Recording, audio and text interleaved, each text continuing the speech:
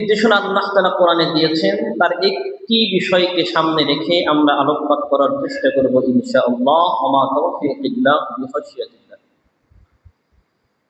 মানুষকে গুনাহ থেকে, অশ্লীলতা থেকে, অপরাধ থেকে বিরত রাখে এমন অনেক জিনিসের ভিতরে গুরুত্বপূর্ণ একটি জিনিস, সেই জিনিসের নাম হলো নামাজ। গুরুত্বপূর্ণ একটি বিষয়ের নাম হলো নামাজ। যেমন আল্লাহ পাক রব্বুল আলামিন বলছেন 29 নম্বর সূরা, সূরা আনকাবুতের 45 নম্বর আয়াত। আল্লাহ তাআলা বলেন, ইন্নাস সালাতা তানহা আনিল ফাহশাই ওয়াল মুনকার,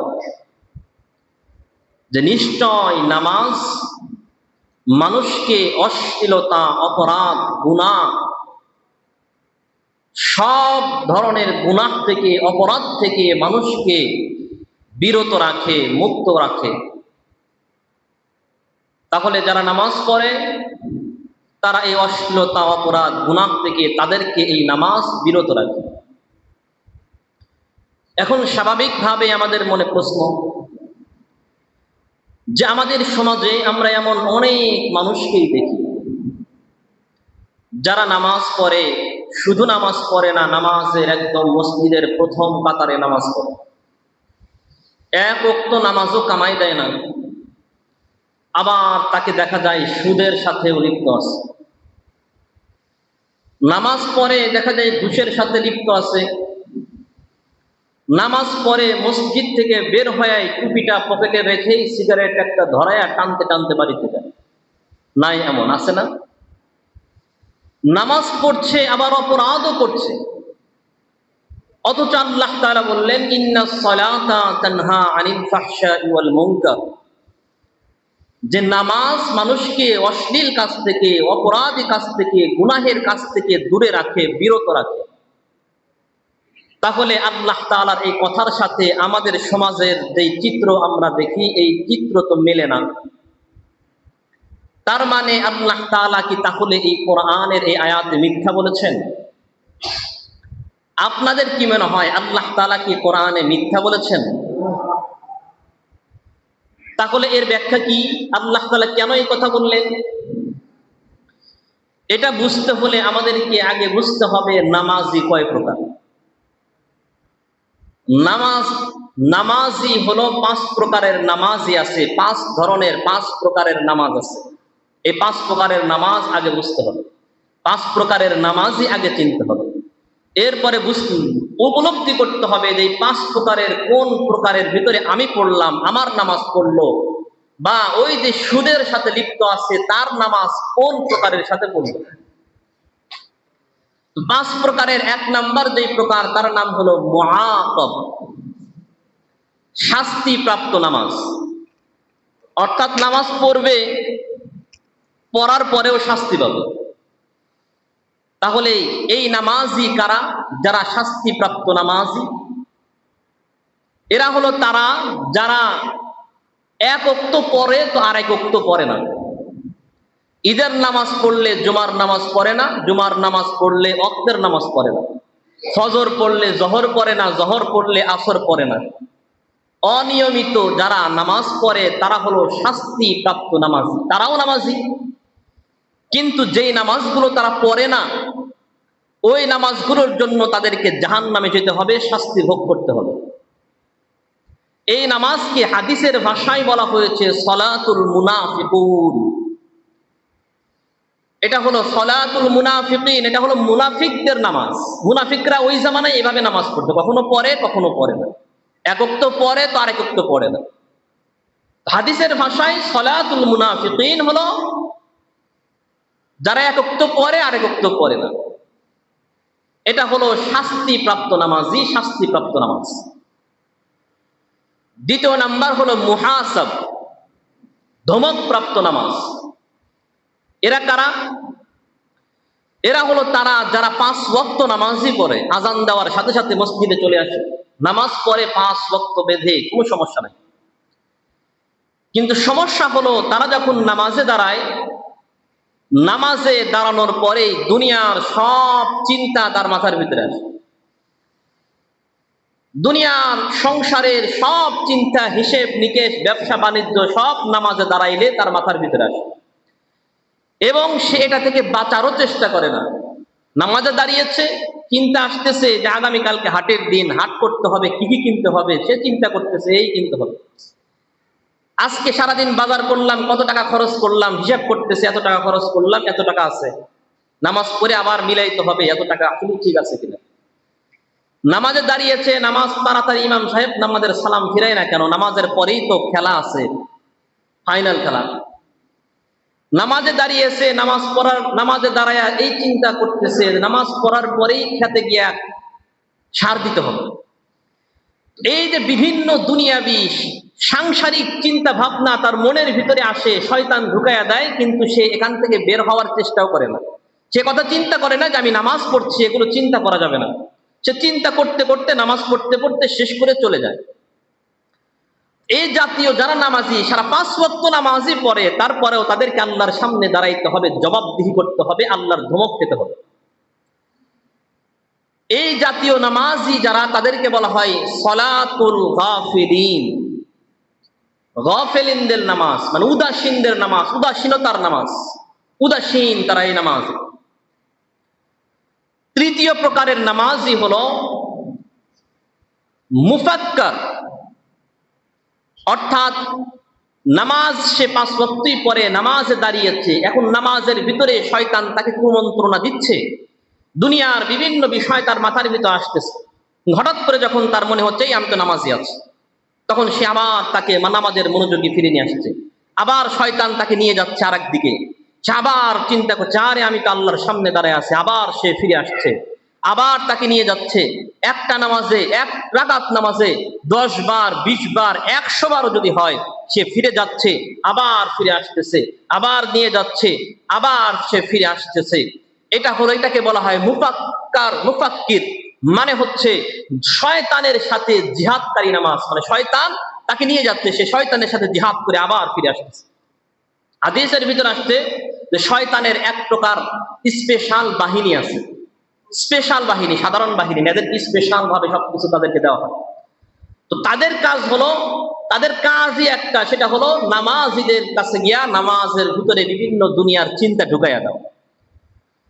এই শয়তানের এই স্পেশাল বাহিনীর সাথে যারা যুদ্ধ করে, জিহাদ করে, নামাজ একবার যাবে, আবার আসবে, আবার আসবে, আবার যাবে, এইভাবে যারা নামাজ পড়বে, এই নামাজকে বলা হয় সলাতুল মাগফুরি, ক্ষমা প্রাপ্তদের নামাজ। এইভাবে যারা নামাজ পড়ে তাদেরকে আল্লাহ তাআলা, নামাজ এভাবে পড়লেও আল্লাহ তাআলা মাফ করে দেয়, কারণ তারা তো চেষ্টা করছে, তাদের পিছনের গুনাহগুলোকে আল্লাহ তাআলা মাফ করে দেয়।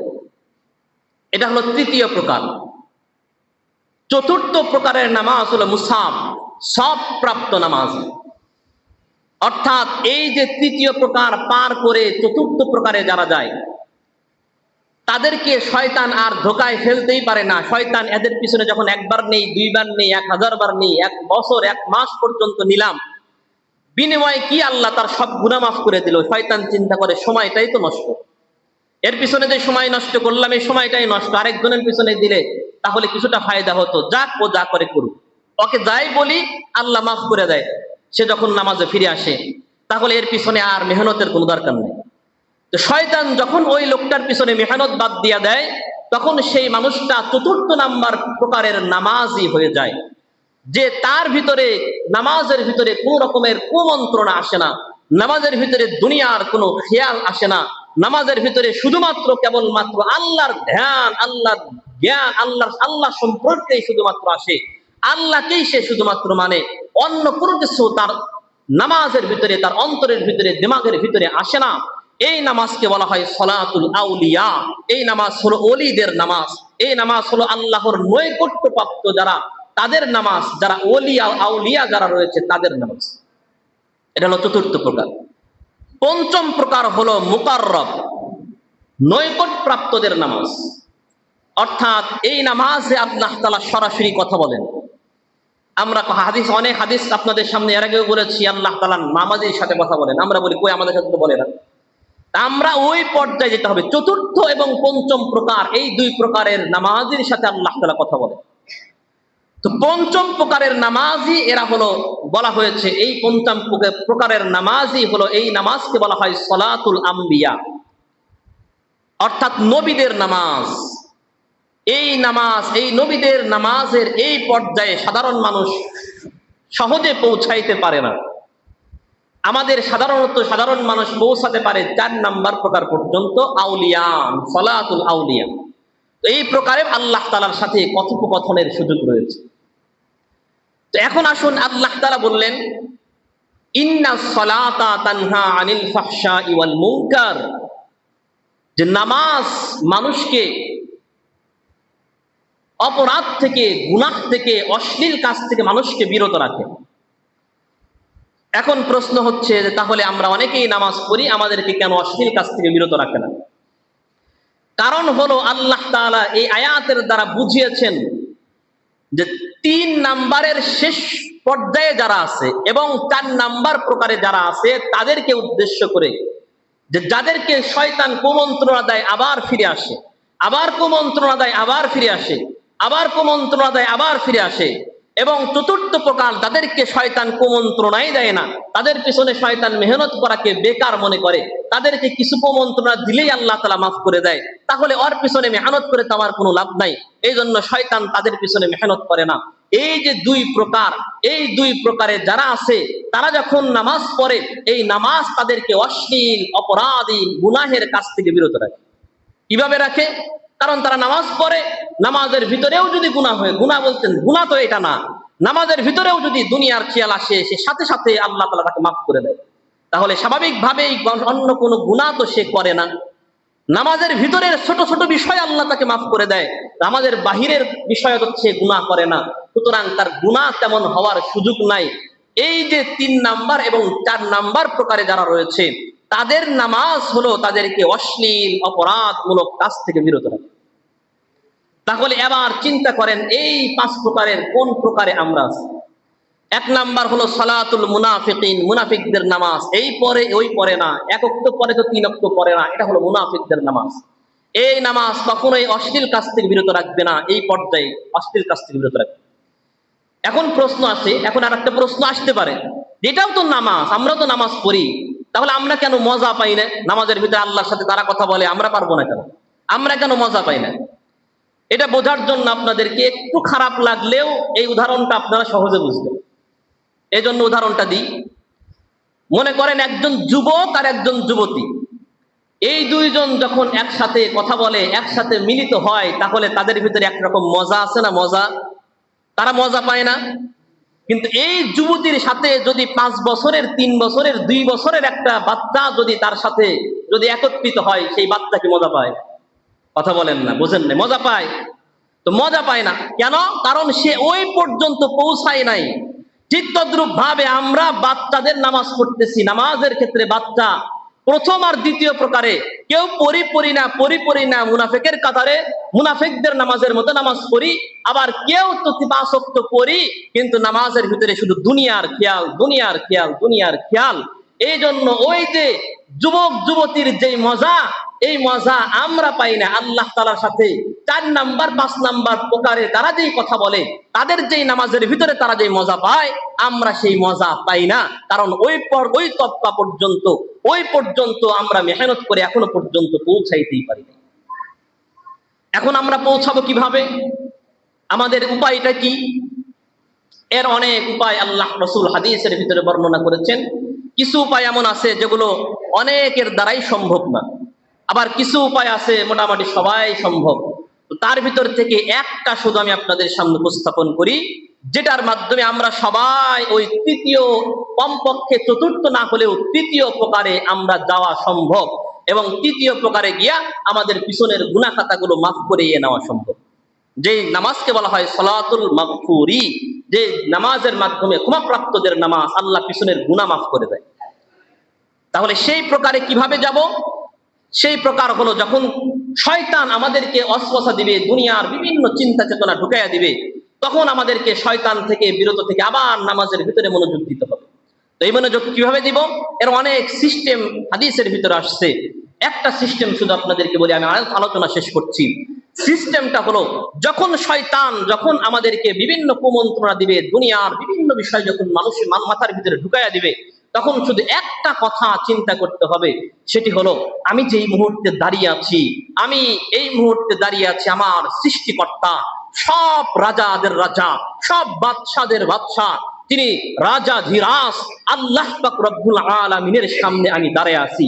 হায় হায়, আল্লাহর সামনে দাঁড়ায়া আমি এইভাবে দুনিয়ার চিন্তা করছি। হায় হায়, আল্লাহর সামনে দাঁড়ায়া দুনিয়ার কোনো চিন্তা করা যাবে না। এই চিন্তা করে আল্লাহর সামনে দাঁড়িয়েছি, এই চিন্তা করে আল্লাহ আমাকে দেখছেন। হাদিসের ভিতরে আসছে এই কথা চিন্তা করবে যে আল্লাহ আমাকে দেখছে। আমি যদিও আল্লাহকে দেখতে পাচ্ছি না, সেই পর্যায়ে আমি যাই নাই, কিন্তু আল্লাহ আমাকে দেখছে, আল্লাহ আমার কথা শুনছে। আমি যে সব চিন্তা করছি এগুলো সম্পর্কে আল্লাহ তাআলা সবকিছু জানেন। সুতরাং নামাজের ভিতরে আল্লাহর সামনে দাঁড়ায়াও আমি এই কথাগুলো কখনোই চিন্তা করা যাবে না। এই চিন্তা করে আবার নামাজের ভিতরে ফিরে আসা, শয়তান আবার নিয়ে যাবে, হাদিসে আসছে শয়তান আবার নিয়ে যাবে, আবার এইভাবে ফিরে আসা। এখন কথা হচ্ছে আল্লাহ আমাকে দেখছেন, এর একটা ছোট্ট ব্যাখ্যা আপনাদেরকে।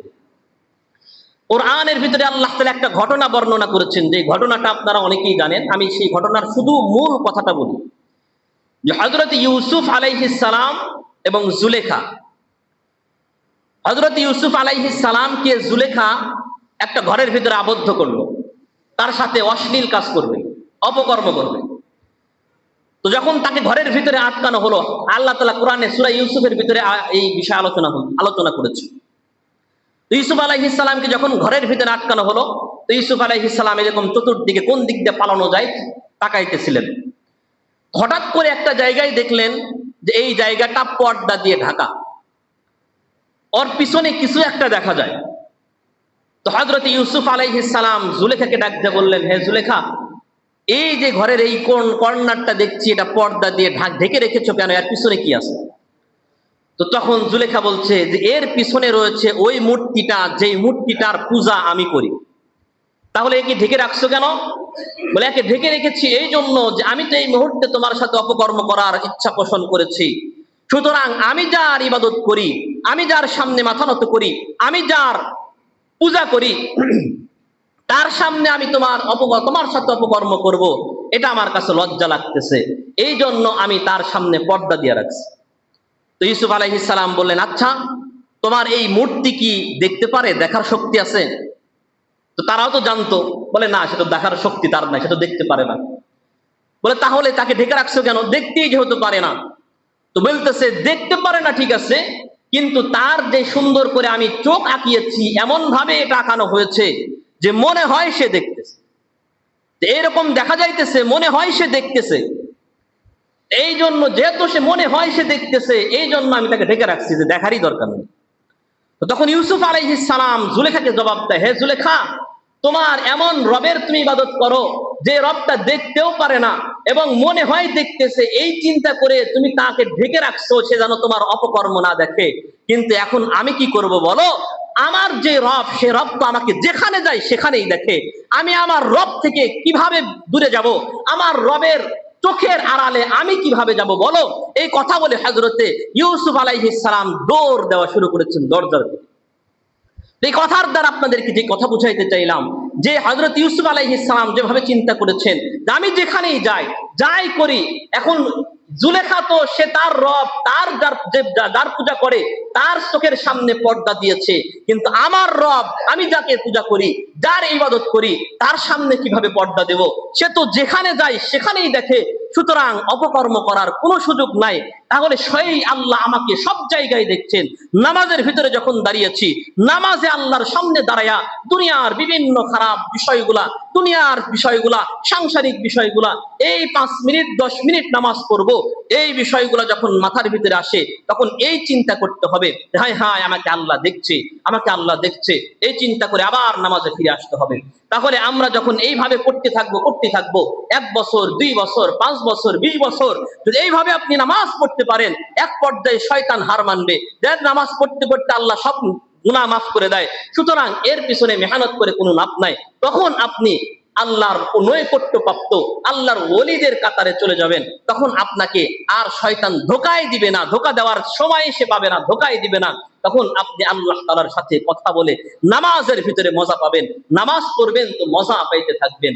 এই জন্য আমাদেরকে সর্বপ্রথম চেষ্টা করতে হবে প্রত্যেকের দিকে তাকায় এই 5 প্রকারের কোন প্রকারে আমরা আছি। যদি প্রথম প্রকারে থাকি, যে প্রকারকে বিশ্বনবী সালাতুল মুনাফিকিন বলেছে, যে এক ওয়াক্ত পরে তো আরেক ওয়াক্ত পরে না, তাহলে অবশ্যই মুনাফিকদের এই প্রকার থেকে আমাদেরকে বের হতে হবে। কারণ মুনাফিকদের ব্যাপারে অনেক ভয়াবহ কথা রয়েছে। এই জন্য মুনাফিকদের প্রকার থেকে অবশ্যই বের হতে হবে, হয়ে এরপরে প্রয়োজনে সালাতুল গাফিলিন এই প্রকারে আসতে হবে, ধমক প্রাপ্তদের এই প্রকারে আসতে হবে। আর এই প্রকারে যারা আসি 5 ওয়াক্ত তো পড়ি, কিন্তু নামাজের ভিতরে মন থাকে না, নামাজের ভিতরে সব দুনিয়ার সব হিসাব নিকাশ নামাজের ভিতরে চলে আসে, তাদের হলো আল্লাহর কথা চিন্তা করে, আল্লাহ আমাকে দেখছেন এই চিন্তা করে তাদেরকে এই দ্বিতীয় প্রকার থেকে তৃতীয় প্রকারে যেতে হবে। অর্থাৎ যেভাবে যখনই শয়তান চলে নিয়ে যাবে আবার ফিরে আসতে হবে, আবার নিয়ে যাবে আবার ফিরে আসতে হবে, আবার নিয়ে যাবে আবার ফিরে আসতে হবে, এভাবেই নামাজ শেষ করতে হবে। তাহলে 1 দিন 2 দিন এভাবে করতে করতে আল্লাহ তাআলা আপনার পিছনের গুনাহগুলোকে মাফ করে দিবেন। অন্তত পক্ষে গুনাহ মাফ হলো, এরপরে এর মাধ্যমে সওয়াবও কামাই হলো, এটাই আপনার আখিরাতের পরকালীন জীবনে কাজে লাগবে। এই জন্য আল্লাহ তাআলা আমাদেরকে বুঝার এবং যে যেখানে আসি সেখান থেকে এক পা উপরে ওঠার মতো তৌফিক আল্লাহ তাআলা আমাদেরকে দান করুন, এবং আমাদের নামাজ যেন আমাদের অশ্লীল অপরাধ কাজ থেকে বিরত রাখার মতো নামাজ হয়, সেই নামাজ হিসাবে সেই নামাজ এবং সেই রকম নামাজ